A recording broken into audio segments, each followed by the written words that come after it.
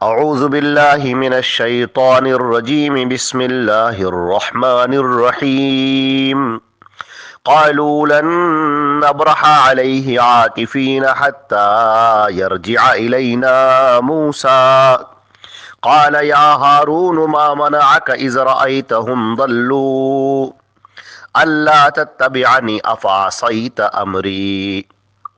یہ سورہ طٰہٰ کی آیت نمبر 91، 92 اور 93 ہے، 91، 92 اور 93۔ اور ترجمہ ان آیات کا یہ ہے کہ انہوں نے کہا کہ ہم اسی طرح اس پر جمے ہوئے رہیں گے یہاں تک کہ موسیٰ ہمارے درمیان آ جائے۔ حضرت موسیٰ علیہ السلام نے کہا کہ اے ہارون، تمہیں کس چیز نے منع کیا تھا کہ جب تم نے ان کو دیکھا تھا کہ یہ گمراہ ہو گئے، تم نے میری پیروی کیوں نہ کی؟ کیا تم نے میری نافرمانی کی؟ یہ جو پورا واقعہ چلا آ رہا ہے کہ حضرت موسیٰ علیہ السلام نے دیکھا اپنی قوم کو کہ وہ بچھڑے کی پرستش میں لگے ہوئے ہیں، اور یہ دیکھ کر آپ انتہائی غضبناک ہو گئے اور آپ غصے میں بھر گئے۔ اب اس کے بعد آپ نے سوال و جواب شروع کیا۔ قوم کے جو بڑے بڑے سردار ہیں، جو لیڈران ہیں، ان سے آپ نے سوال کیا کہ ایسا کیا ہوا ہے، یہ تم لوگ بچھڑے کی پرستش میں کیوں لگ گئے؟ اور اس کے بعد پھر اسی طریقے سے آپ نے حضرت ہارون سے بھی سوال کیا۔ تو جب آپ نے ان سب سے سوالات کرنا شروع کیا تو انہوں نے کہا کہ ہم نے تو ان لوگوں کو بہت زیادہ منع کرنے کی کوشش کی تھی اور ہم نے تو ان کو خوب سمجھایا تھا۔ حضرت ہارون علیہ السلام نے اپنی پوری داستان سنائی کہ ہم نے ان کو کیسے روکا اور کس طرح سے ہم نے منع کیا، لیکن اس کے باوجود یہ مانے نہیں۔ اس سے پہلے کی جو آیت تھی، آیت نمبر 90، اس کے اندر حضرت ہارون علیہ السلام نے جو سمجھایا تھا ان کو، اس کا ذکر کیا گیا تھا کل کی آیت میں۔ اور حضرت ہارون کی اس نصیحت کا جواب کیا دیا، یہ اس آیت کے اندر بیان کیا گیا ہے۔ جب حضرت ہارون علیہ السلام نے ان سے کہا کہ تم اللہ کی پیروی کرو، اللہ رب العزت کی بات مانو، اس بچھڑے کی پوجا مت کرو، میری بات مانو، تو انہوں نے کہا قالو، تو ان لوگوں نے کہا لن نبرح علیہ عاکفین، کہ ہم اسی طرح اس کی پیروی کرتے رہیں گے، یہاں پر ہم بیٹھے رہیں گے۔ عاکفہ کہتے ہیں مجاور بن کر بیٹھ جانا، مشغول ہو کر بیٹھ جانا، یعنی ہم اسی طرح بتوں کی، یعنی ہم اسی طرح اس بچھڑے کی پرستش کرتے رہیں گے، اس کی پوجا پاٹ کرتے رہیں گے، اور ہم یہاں سے نہیں ہٹیں گے، ہم یہاں سے نہیں جائیں گے حتی یرجع الینا موسیٰ، یہاں تک کہ موسیٰ ہمارے پاس واپس آ جائیں۔ کیونکہ سامری نے جو ان کے دماغ میں یہ بات ڈالی تھی، وہ یہ بات ڈالی تھی کہ یہ جو بچڑا ہے یہ تمہارا معبود ہے، اور موسیٰ بھول گئے ہیں اور اسے پتہ نہیں کہاں کہاں تلاش کرتے پھر رہے۔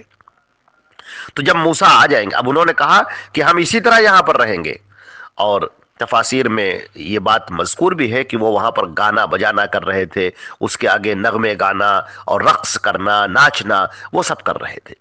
ہارون علیہ السلام ان کو روکتے ہیں تو کیا کہتے ہیں کہ لن نبرح علیہ عاکفین، ہم یہاں اسی طرح مجاور بن کے بیٹھے رہیں گے، ہم اسی طرح اس میں مشغول رہیں گے، یہیں پر ہم رہیں گے، یہاں سے ہم ہٹیں گے نہیں حتی یرجع الینا موسیٰ، یہاں تک کہ موسیٰ ہمارے پاس واپس آ جائیں۔ جب موسیٰ آ جائیں گے تو وہ جو کہیں گے پھر دیکھا جائے گا۔ حضرت ہارون علیہ السلام نے حضرت موسیٰ علیہ السلام کے سامنے یہ پوری داستان پیش کی کہ کس طرح سے ہم نے ان کو سمجھایا اور کس طرح سے ہم نے ان کو روکنے کی کوشش کی، مگر یہ ضد پر اڑے رہے اور میری بات سننے کے روادار نہ ہوئے۔ اور دیکھیے شرک کا یہی معاملہ ہی ہوتا ہے، شرک کی طبیعت میں بڑا اڑیل پن ہوتا ہے، اور بدیہی بات جو بالکل سامنے کی بات ہے وہ بھی بسا اوقات انسان کے سمجھ میں نہیں آتی۔ اور ایسا کیوں ہوتا ہے؟ اس لیے کہ شرک میں مبتلا انسان بات کو سمجھنا ہی نہیں چاہتا ہے۔ اگر وہ بات کو سمجھنا چاہے تو معاملہ اس کے لیے بالکل صاف ہو جائے کہ وہ اللہ جو خالق و مالک ہے، جو آسمان و زمین کا پیدا کرنے والا ہے، عبادت اسی کے لیے ہے، روزہ، نماز، صدقہ، خیرات، سجدہ کرنا، دعائیں کرنا، پکارنا، التجا کرنا، سب اسی کے لیے ہے، اور وہی سب سے بڑا ہے، اور وہی سب کچھ دینے والا ہے، وہی سب کچھ عطا کرنے والا ہے، باقی لوگ تو اس کی مخلوق ہے اور وہ خالق ہے۔ اگر تھوڑا سا بھی غور کرے تو ان کو اپنی ضلالت اور اپنی گمراہی کا ادراک ہو جائے، انہیں پتہ چل جائے، لیکن شیطان مردود ان کے ذہن کو اس طریقے سے اپنے شکنجے میں لے لیتا ہے اور اس طرح ان کے دل کے اوپر اپنے وسواس ڈالتا ہے اور ذہن کے اوپر اپنے وسواس ڈالتا ہے کہ وہ سامنے کی بات کو بھی نہیں دیکھتے، لہذا انہوں نے بالکل صاف طریقے سے کہہ دیا کہ ہم اسی طرح کرتے رہیں گے، ہم یہاں سے نہیں ہٹیں گے یہاں تک کہ موسیٰ واپس آ جائے۔ قال، یہ حضرت موسیٰ علیہ السلام کا ہے۔ حضرت موسیٰ علیہ السلام کہتے ہیں یا ہارون، اے ہارون۔ حضرت ہارون کون ہے؟ حضرت موسیٰ علیہ السلام کے بھائی ہیں، نبوت میں شریک ہیں، یہ بھی نبی ہیں۔ اور حضرت موسیٰ علیہ السلام جب کوہ طور پر تشریف لے گئے تھے تو ہارون کو اپنے قوم کی قیادت سپرد کر دی تھی اور یہ کہا تھا کہ اے ہارون، اب تم ذمہ دار ہو اور تم اس پوری قوم کا خیال رکھو اور ان کو لے کر میرے پاس آؤ۔ اور حضرت موسیٰ علیہ السلام تیزی سے چلتے ہوئے آگے پہنچ گئے تھے، جس پر اللہ رب العزت نے ان کی سرزنش بھی کی تھی اور کہا تھا کہ تم کیوں پہلے چلے آئے۔ یہ ساری باتیں اس سے پہلے کی تفسیر میں گزر چکی۔ اب یہاں پر حضرت موسیٰ علیہ السلام حضرت ہارون سے کہتے ہیں یا ہارون ما منعک، اے ہارون تمہیں کس چیز نے روک دیا تھا؟ اذ رأیتہم ضلوا، جب تم نے ان کو دیکھا تھا کہ یہ گمراہ ہو گئے ہیں، یعنی جب یہ بچڑے کی پوجا میں پڑ گئے ہیں تو تمہیں کس چیز نے منع کیا تھا؟ اب یہاں پر ما منعک کے بعد میں کیا کس چیز نے منع کیا تھا؟ کہ تم جلدی سے آ کر مجھے خبر کرتے، تم دوڑ کر آتے اور مجھے آ کر بتاتے کہ یہ قوم کا کیا معاملہ ہوا ہے، یا تم ان سے جنگ کرتے، قتل و قتال کرتے، ان کو روکتے اور طاقت سے روکنے کی کوشش کرتے۔ ان سب باتوں سے تمہیں کس چیز نے منع کر دیا تھا؟ یہ حضرت ہارون علیہ السلام سے حضرت موسیٰ علیہ السلام سوال کر رہے ہیں اور انتہائی غضبناکی میں سوال کر رہے ہیں، یہاں تک کہ حضرت موسیٰ علیہ السلام اس قدر غضبناک ہوئے، اس کفر کو، اس شرک کو دیکھ کر طبیعت میں اس قدر ابال پیدا ہوا کہ آپ نے حضرت ہارون کی داڑھی اور ان کے سر کے بال پکڑ لیے اور جھنجھوڑ کر پوچھا کہ بتاؤ مجھے کہ جب تم نے ان کو گمراہ دیکھا تھا تو تم نے ان کو روکا کیوں نہیں، منع کیوں نہیں کیا؟ جب تم نے ان کو دیکھا تھا اذ رأیتہم ضلوا، جب تم نے دیکھا تھا کہ یہ گمراہ ہو گئے، راستے سے ہٹ گئے، توحید کو چھوڑ دیا، شرک میں مبتلا ہو گئے، تو تم نے کیوں نہیں منع کیا؟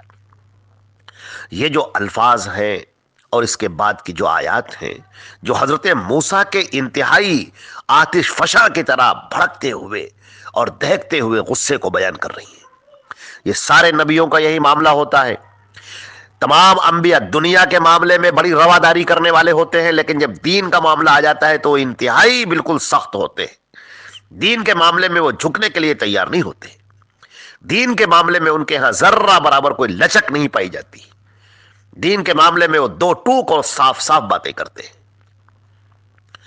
اور دنیا داروں کا معاملہ یہ ہوتا ہے کہ جب دنیا کی بات آتی ہے، پیسے کوڑی کی بات آتی ہے تو بڑے صاف گو ہو جاتے ہیں۔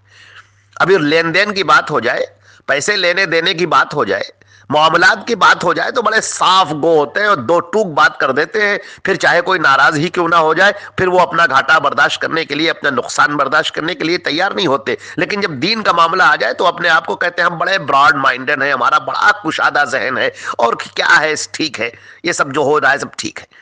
پھر وہ کفر کو بھی برداشت کر لیتے ہیں، شرک کو بھی برداشت کر لیتے ہیں، غلط باتوں کو بھی برداشت کر لیتے ہیں، غلط رسم و رواج کو بھی برداشت کر لیتے ہیں، اسلام کے خلاف جو چیزیں پائی جا رہی ہیں ان کو بھی برداشت کر لیتے ہیں، اور یہ سمجھتے ہیں کہ ہم تو بڑے براڈ مائنڈڈ ہیں۔ لیکن جب یہی ان کا معاملہ انہی لوگوں کے ساتھ میں پڑ جائے، انہی لوگوں کے ساتھ میں جب معاملہ پڑ جائے اور معاملہ پیسہ کوڑی تک آ جائے، دولت کا معاملہ ہو جائے، کمپنی کے شیئر کا معاملہ ہو جائے، نفع نقصان کا معاملہ ہو جائے دنیاوی طور پر، تو پھر وہ بڑے صاف گو ہو جاتے ہیں۔